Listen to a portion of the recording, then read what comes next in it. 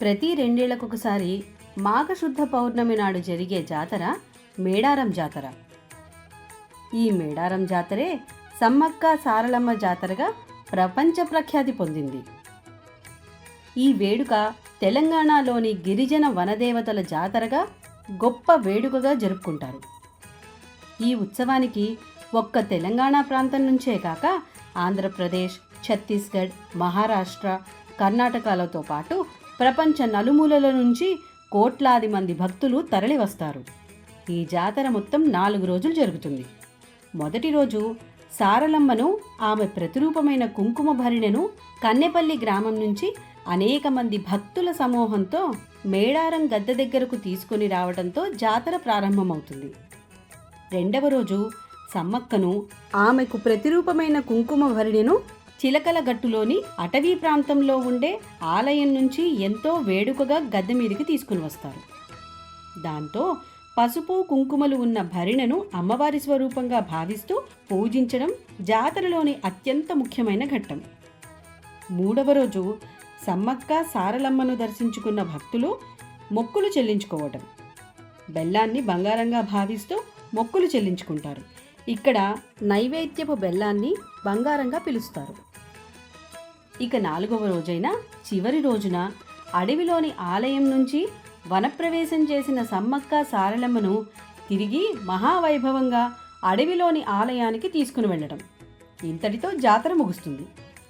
అసలు కుంకుమ భరిణెలను పూజించటం వెనుక చారిత్రక కథనం గురించి తెలుసుకుందామా?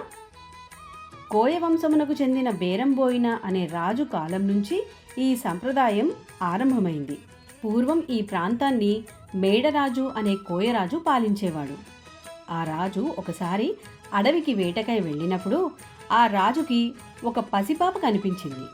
అంతేకాదు, పాప చుట్టూ పులులు తోకాడిస్తూ తిరుగుతూ ఉన్నాయట. వాటితో భయంకర పోరాటం చేసి వాటిని తరిమి కొట్టాడట. ముద్దులొలుగుతున్న ఆ చిన్నారిని చూసి వనదేవత ప్రసాదంగా భావించి ఎంతో అబ్బురపడుతూ ఆ పాపను తన వెంట తీసుకుని వెళ్ళి ఆ పాపకు సమ్మక్క అని నామకరణం చేసి తన కుమార్తె అయిన నాగులమ్మతో పాటుగా పెంచి పెద్ద చేశాడు. వారికి పెళ్ళీడి వచ్చాక మేడరాజు నాగులమ్మను, సమ్మక్కను ఇద్దరినీ పగిడిద్దరాజుకి ఇచ్చి వివాహం చేశాడు. కొంతకాలానికి సమ్మక్కకు కూతురు పుట్టింది. ఆమెకు సారలమ్మ అని, నాగమ్మకు పుట్టిన మగబిడ్డలకు జంపన్న, ముయ్యన్న అని నామకరణం చేశారు. కొన్నాళ్లకు కాకతీయ రాజైన ప్రతాపరుద్రుడు పగడిద్దరాజుపై దండెత్తాడు.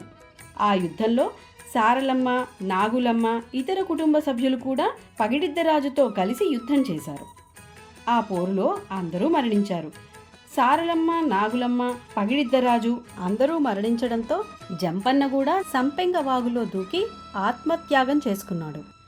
ఇది తెలిసి సమ్మక్క ఒక్కతే యుద్ధభూమికి వెళ్ళి కాకతీయ రాజులతో వీరోచితంగా పోరాడింది.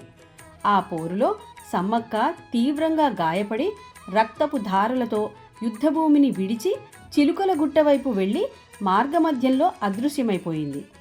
సమ్మక్కను వెతుకుతూ వెళ్ళిన ఆమె అనుచరులకు ఒక పుట్ట దగ్గర పసుపు కుంకుమలతో ఉన్న భరిణెలు కనిపించాయి. అప్పటి నుంచి ఆ భరిణెలను అమ్మవారి స్వరూపంగా భావించి సమ్మక్కతో పాటు సారలమ్మను కూడా పూజించడం మొదలుపెట్టారు. ఒక గిరిజన మహిళ అయిన సమ్మక్క వీరత్వాన్ని గురించి తెలుసుకుని ఆశ్చర్యచకితుడయ్యాడు. చిలుకలగుట్ట ప్రాంతంలో అదృశ్యమవ్వడం గురించి విని సమ్మక్క దైవత్వాన్ని గ్రహించి అప్పట్నుంచి కాకతీయ రాజు ప్రతాపరుద్రుడు ప్రతి 2 ఏళ్లకొకసారి మాఘశుద్ధ పౌర్ణమి నాడు జాతరను నిర్వహించాలని ఆదేశించాడు.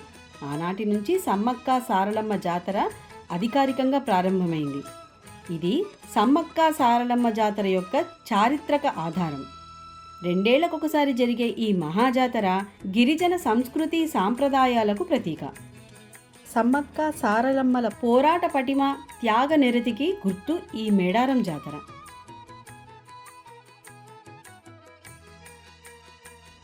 మరో ఇంట్రెస్టింగ్ వీడియోతో మళ్ళీ కలుద్దాం. అంతవరకు సెలవు.